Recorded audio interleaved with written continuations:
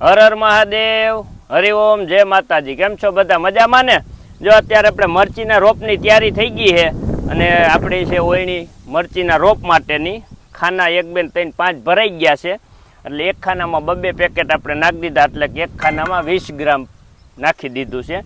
એટલે હવે આપણે એના ઢાંકણા બંધ કરી દઈ।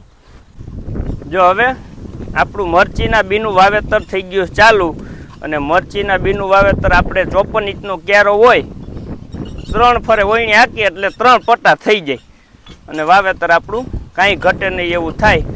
અને ઓયણીથી વાવેતર કરીને તો વાવેતર તમારું એકદમ પરફેક્ટ, બગડે નહીં ને આપણું બી એકદમ બધું છૂટું છૂટું પડે। સેજ આપણે આવી રીતના વજન દઈ એટલે એકદમ સરસ બી છૂટું પડે ને આપણું વાવેતર થાય, કાંઈ ઘટે નહીં એવું। અને આપણે હવે 20 પડીકી વવાઈ ગઈ, જા છેલ્લો રાઉન્ડ છે।